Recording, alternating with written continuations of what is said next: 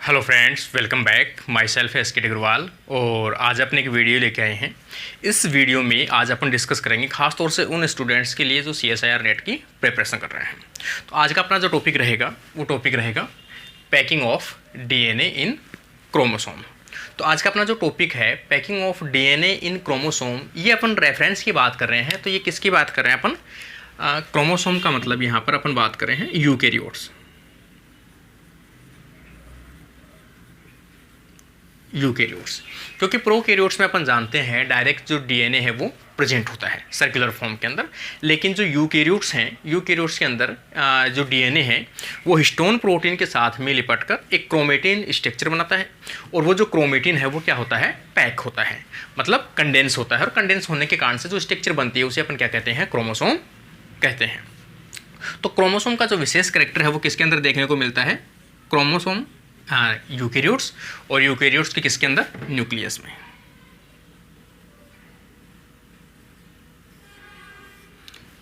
Eukaryotes के nucleus के अंदर क्रोमोसोम देखने को मिलता है। सबसे पहले देखते हैं अपन कि packing of DNA in chromosome, packing की आवश्यकता क्यों पड़ती है। तो इसका सीधा सा रीजन है कि जो DNA होता है, DNA की जो लेंथ होती है ह्यूमन या फिर जो यूकेरियोट्स हैं उनमें काफ़ी लॉन्ग DNA कैसा होता है? काफ़ी लॉन्ग होता है। लॉन्ग होने के कारण से, और जबकि जो क्रोमोसोम है वो कैसा होता है? काफ़ी शॉर्ट होता है। और पैक किसके रूप में करना है? क्रोमोसोम में करना है। इसका मतलब अगर जितना ज़्यादा लंबा DNA होगा उसको उतना ही ज़्यादा फोल्ड करना पड़ेगा, और जितना ज़्यादा फोल्ड करते हैं तभी वो जाके किस में कन्वर्ट होता है? क्रोमोसोम में कन्वर्ट होता है। क्यों? क्रोमोसोम किस में आते हैं? न्यूक्लियस में आते हैं। न्यूक्लियस भी कैसी स्ट्रक्चर है? एक स्मॉल सेल ऑर्गेनल स्ट्रक्चर है। इसलिए लॉन्ग DNA है वो किस में आता है? क्रोमोसोम में पैक होता है। और क्रोमोसोम किस में होते हैं? न्यूक्लियस के अंदर प्रेजेंट होते हैं। तो यहाँ पर अपन देखें कि DNA जो मोलिक्यूल है उसकी जो साइज होती है अप्रोक्स अपन देखें कि प्रत्येक जो सेल है, जैसे अपन ह्यूमन सेल की अपन बात करें तो उसके अंदर 1.8 मीटर के आसपास इसकी क्या होती है? साइज होती है। मतलब DNA जो है वो कितना लॉन्ग होता है एक ह्यूमन सेल के अंदर? 1.8 मीटर के आसपास।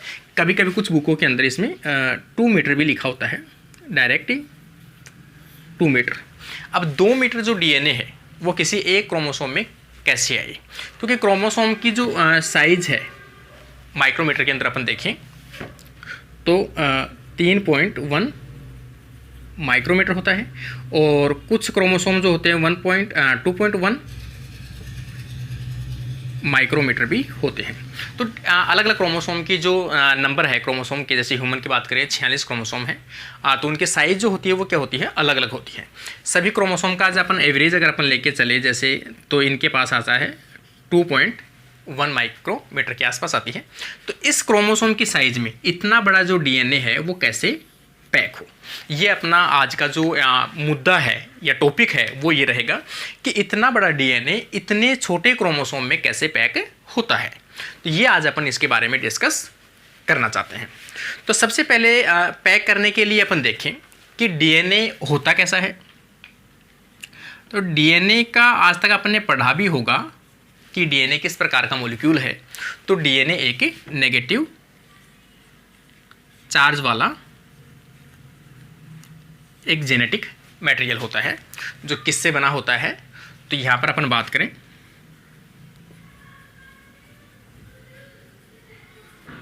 न्यूक्लियोटाइड से मिलकर बना होता है। तो इसको अपन क्या कह सकते हैं? Polymer of nucleotides. DNA की डेफिनेशन क्या होती है? Polymer of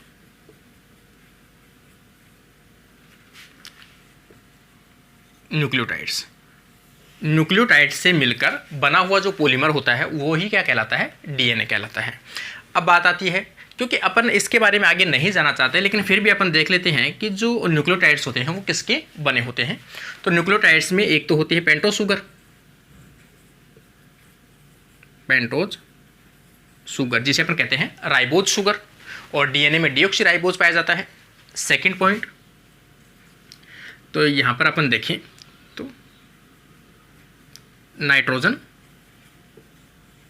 bases. थर्ड की अपन बात करें तो यहाँ पर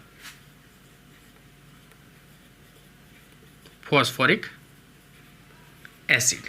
यहाँ पर फॉस्फोरिक जो एसिड है इसमें चार्ज कैसा होता है, नेगेटिव होता है। फॉस्फोरिक एसिड जो है उसमें चार्ज नेगेटिव होने के कारण से इस डीएनए के ऊपर जो चार्ज है वो कैसा होता है, नेगेटिव होता है। काफ़ी बार ऐसे कुछ छोटे एग्जामों में पूछा जाता है डीएनए का जो नेगेटिव चार्ज वो किसके कारण से होता है, तो फॉस्फोरिक एसिड के कारण से होता है। अपन कॉमन से ही जानते भी हैं। अपना ये मुद्दा नहीं है, अपना सिर्फ बताना ये है कि डीएनए पैक होने के लिए कैसे पैक होता है। तो पैक होने के लिए डीएनए कैसा है, एक नेगेटिव चार्ज का मॉलिक्यूल है। अब डीएनए नेगेटिव चार्ज का मॉलिक्यूल है, दैट मीन्स इसको पैक करने के लिए किस प्रकार का चार्ज चाहिए अपने को, तो डीएनए नेगेटिव है। डीएनए जो पैक होता है वो पैक होता है किस पर, प्रोटीन के ऊपर। मतलब किसी भी चीज़ को आप, किसी भी धागे को आप लपेटते हो, रैप करते हो उसको, तो यहाँ पर अपन जो ये दिखा रहे हैं ये चीज़ कुछ ना कुछ सपोर्टिंग चाहिए उसके ऊपर, डीएनए है वो, ये धागा है वो उसको ऊपर लिपटता है। सेम उसी प्रकार से जो सपोर्टिंग है या जो उसको बेस है, वो बेस किसका बना होता है, प्रोटीन का बना होता है। प्रोटीन कैसी होनी चाहिए, पॉजिटिव होनी चाहिए, क्योंकि डीएनए मॉलिक्यूल कैसा है, नेगेटिव है। तो यहाँ पर डीएनए मॉलिक्यूल पॉजिटिव जो प्रोटीन है उनके ऊपर लिपटा हुआ रहता है। तो इस प्रकार से जो प्रोटीन होती है जिनके ऊपर डीएनए लिपटा हुआ रहता है उसे अपन क्या बोलते हैं, हिस्टोन प्रोटीन।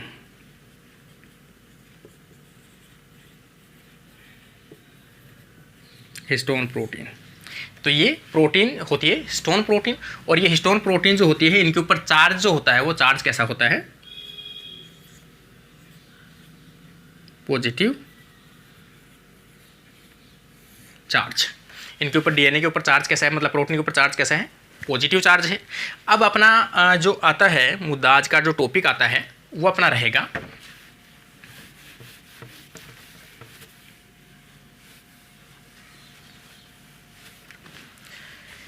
कि नेगेटिव चार्ज है या पॉजिटिव चार्ज है वो किसके कारण से है। तो यहाँ पर अपन कह सकते हैं due to presence of amino acid, presence of basic amino acid.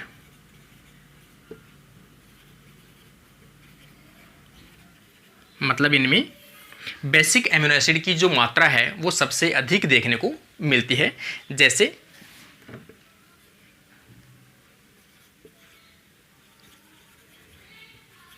Arginine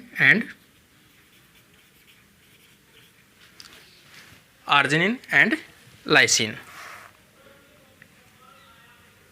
तो यहाँ पर आर्जिनिन और लाइसिन दोनों जो एमिनो एसिड कैसे एमिनो एसिड है, एक बेसिक प्रकार के एमिनो एसिड है जिनके ऊपर चार्ज कैसा होता है, पॉजिटिव चार्ज होता है। इनके साइड चेन के ऊपर एमिनो ग्रुप पाया जाता है और एमिनो ग्रुप के ऊपर इनके ऊपर नेगेटिव चार्ज मतलब पॉजिटिव चार्ज होता है।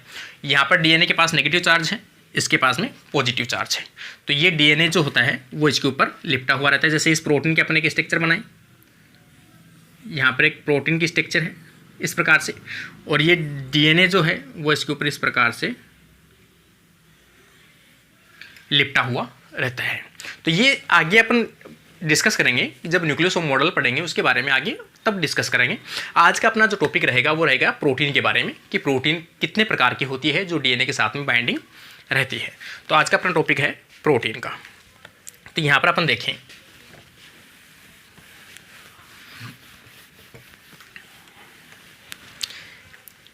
डीएनए पैकिंग के अंदर जो डीएनए पैक होता है क्रोमोसोम में, उसमें डीएनए के साथ में दो प्रकार के प्रोटीन्स जो है वो बाइंड होती है। जैसे पहले अपन देखें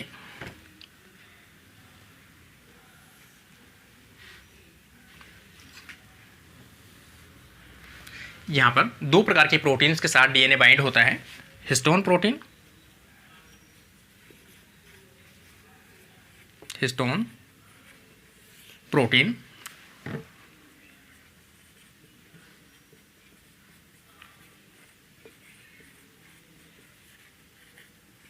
और सेकंड प्रकार की आ जाएगी नॉन हिस्टोन प्रोटीन। तो यहाँ पर दो प्रोटीन है, प्रोटीन हिस्टोन प्रोटीन और नॉन हिस्टोन प्रोटीन। सबसे पहले अपन इस पे देखें कि हिस्टोन प्रोटीन किसे कहते हैं और नॉन हिस्टोन प्रोटीन किसे कहते हैं। मतलब हिस्टोन प्रोटीन के अलावा जो भी प्रोटीन डीएनए के साथ में बाइंड रहती है उन सभी प्रोटीन्स को अपन क्या कहते हैं, हिस्टोन प्रोटीन, मतलब नॉन हिस्टोन प्रोटीन कहते हैं।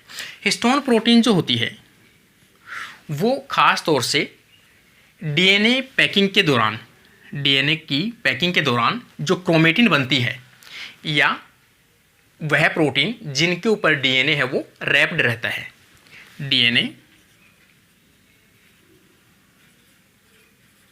रैप्ड ऑन प्रोटीन, वो प्रोटीन क्या कहलाती है, हिस्टोन प्रोटीन कहलाती है।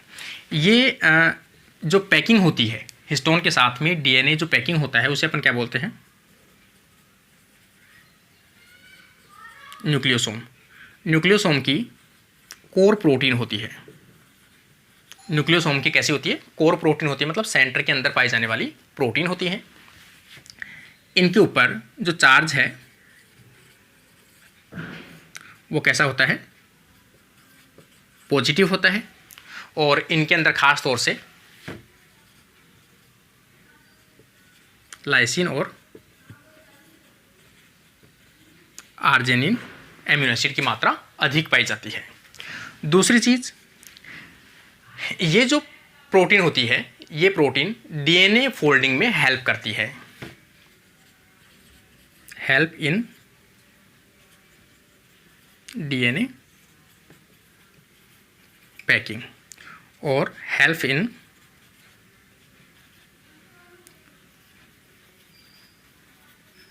Formation of chromatin. क्रोमेटिन के फॉर्मेशन में भी यूज में आती है, न्यूक्लियोसोम मॉडल बनाने के लिए भी यूज में आती है, डीएनए को टाइट बाइंडिंग करने के लिए काम आता है, और पैकिंग की अपने बात कर ली, डीएनए कंडेंसेशन या डीएनए को सॉर्ट करने के लिए यूज में आती है, क्योंकि जितना बड़ा डीएनए है जो मैंने आपको बताया 1.8 मीटर के आसपास जो डीएनए है उसको एक छोटे क्रोमोसोम के अंदर कंप्लीटली पैक किया जाता है।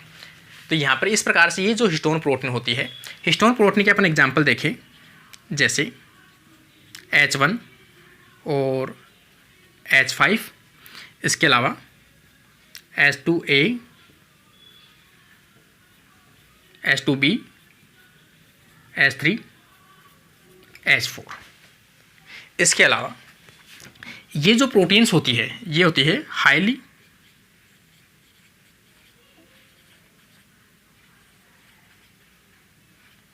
कंजर्व्ड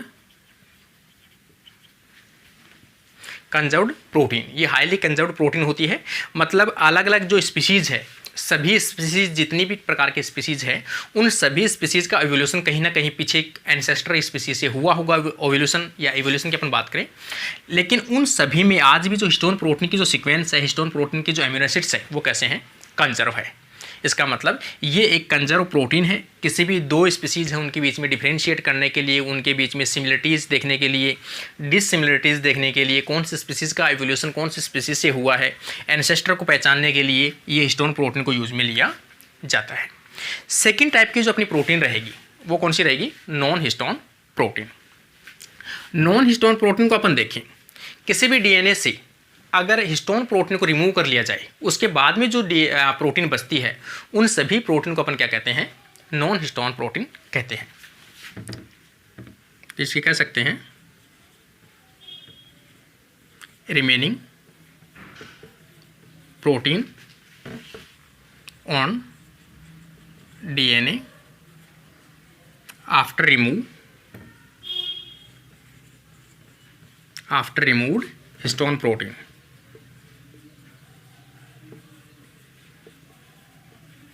हिस्टोन प्रोटीन, किसी भी डीएनए से हिस्टोन प्रोटीन को अगर रिमूव कर लिया जाए उसके बाद में जो भी प्रोटीन जो है वो डीएनए के ऊपर बची रह जाती है उसे अपन क्या कहते हैं, नॉन हिस्टोन प्रोटीन कहते हैं।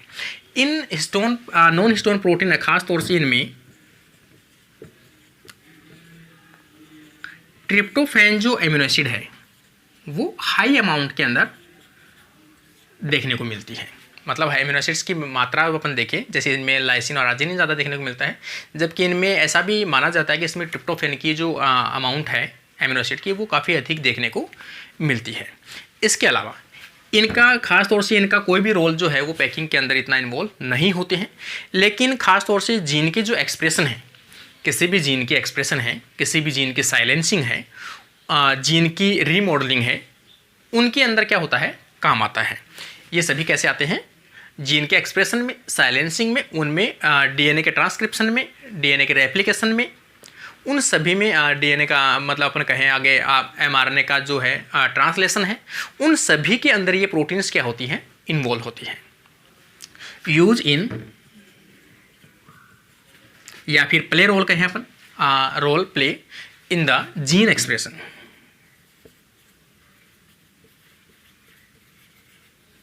जीन एक्सप्रेशन और जीन साइलेंसिंग।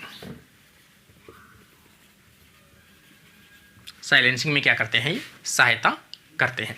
एग्जाम्पल की अपन बात करें, इनमें एग्जाम्पल देखें अपन कौन सी होती है। जैसे अपन स्कैफोल्ड प्रोटीन, ये इसका क्या है, एग्जाम्पल है।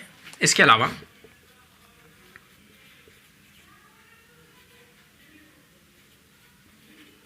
हेट्रोक्रोमेटिन प्रोटीन 1, ये भी किसका एग्जाम्पल है, नॉन हिस्टोन प्रोटीन का एग्जाम्पल है। इसके अलावा अपन देखें डीएनए पॉलीमरेज देखें, ये भी इसी का एग्जाम्पल है। इसके अलावा अपन देखें पॉलीकॉम्ब, ये भी क्या है, इसी के एग्जाम्पल्स हैं। ये सब क्या है, इसके नॉन हिस्टोन के एग्जाम्पल हैं। और नॉन हिस्टोन के जो भी एग्जाम्पल है वो खास तौर से डीएनए के रेप्लिकेशन, ट्रांसक्रिप्शन के अंदर इन्वॉल्व होते हैं, खास तौर से जीन के एक्सप्रेशन और साइलेंसिंग के रूप में यूज में आते हैं। जैसे अपन इसके फोल्ड का एक एग्जाम्पल देखें, हंटिंगटन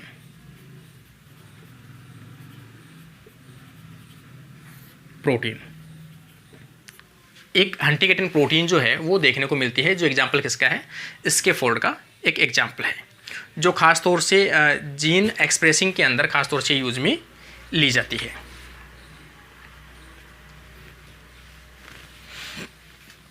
या फिर अपन इसे भी ये भी कह सकते हैं डीएनए डैमेज रिपेयर। ये डीएनए डैमेज रिपेयर के रूप में हेल्पिंग करने वाली एक प्रोटीन है, हंटिंगटन प्रोटीन, जो खास तौर से किसका एग्जाम्पल है, स्कैफोल्ड प्रोटीन का एक एग्जाम्पल है। अगला अपन देखें क्रोमेटिन प्रोटीन जो फर्स्ट है वो खास तौर से कंजर्व्ड प्रोटीन होती है और जीन एक्सप्रेशन के लिए खास तौर से यूज में ली जाती है। जैसे ये प्रोटीन अपन देखें, पहली चीज़ तो हेट्रोक्रोमेटिन के नाम से ही है कि जो क्रोमेटिन्स होते हैं वो दो प्रकार के होते हैं, हेट्रोक्रोमेटिन और यूक्रोमेटिन। हेट्रोक्रोमेटिन ऐसे क्रोमेटिन होते हैं जिनके जीन है वो मोस्टली साइलेंट रहते हैं। तो यहाँ पर अपन देखें कि ये जो प्रोटीन है वो खास तौर से यूक्रोमेटिन जो है, जिनके जीन एक्टिव होते हैं, उनको साइलेंट करने के लिए यूज में आता है, मतलब control gene expression. Heterochromatin protein first is responsible for the gene expression and is also responsible for euchromatin convert into heterochromatin. तो ये जीन साइलेंसिंग, जीन एक्सप्रेशन के लिए यूज में ली जाती है।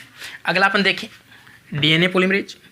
डीएनए पॉलीमरेज के आप नाम से भी जानते हो, DNA polymerase is responsible for the replication of DNA. अगला अपन देखें पॉलीकॉम्ब। पॉलीकॉम्ब भी जो खास तौर से है वो क्या होता है, जीन एक्सप्रेशन से रिलेटेड एक प्रोटीन होती है जो रीमॉडलिंग के दौरान यूज में आती है। ये अपन कह सकते हैं रीमॉडलिंग के अंदर इन्वॉल्व होती है। रीमॉडलिंग का मतलब कोई भी जीन जो है साइलेंट है उसको क्या करना चाहते हैं, अपन एक्सप्रेस कराना चाहते हैं, तो उसके लिए यूज में आती है, मतलब उसमें मॉडिफाई करने के लिए। और ख़ास तौर से यूज में आती है पॉलीकॉम्ब जो है वो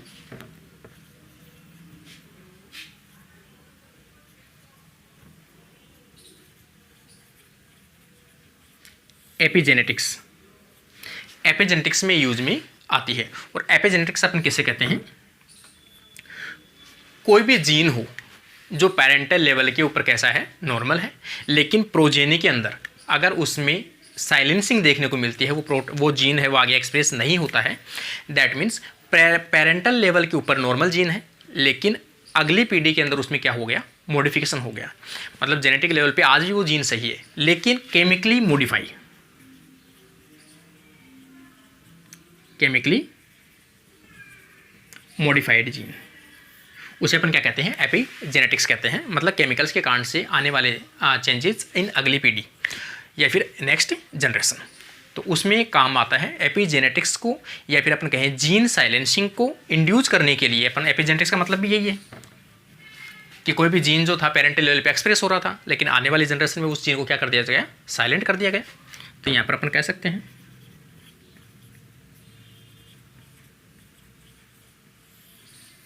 जीन साइलेंसिंग। तो जीन साइलेंसिंग में यूज होने वाला पॉलीकॉम जो नॉन हिस्टोन प्रोटीन है वो यूज में आती है, और एपिजेनेटिक्स के अंदर ये हेल्पफुल होती है। इस प्रकार से जो आज का अपना एम था वो था कि काफ़ी ऐसे स्टूडेंट्स हैं जिनमें हमेशा डाउट रहता है कि हिस्टोन प्रोटीन और नॉन हिस्टोन प्रोटीन में किस चीज़ का डिफरेंस है या किस प्रकार का डिफरेंस है, और दोनों का फंक्शन क्या क्या है। तो इन दोनों को फंक्शन को मैंने डिफरेंशिएट करते हुए आपको अलग अलग बताया है कि हिस्टोन प्रोटीन क्या है और नॉन हिस्टोन प्रोटीन क्या है। तो आज के लिए मैं उम्मीद करता हूँ कि आपको आज का वीडियो पसंद आया होगा। अगर वीडियो पसंद आता है तो चैनल को सब्सक्राइब और वीडियो को लाइक ज़रूर करके जाएँ, ताकि आपको नेक्स्ट जो वीडियो है वो आपको अवेलेबल हो सके। Thank you friends.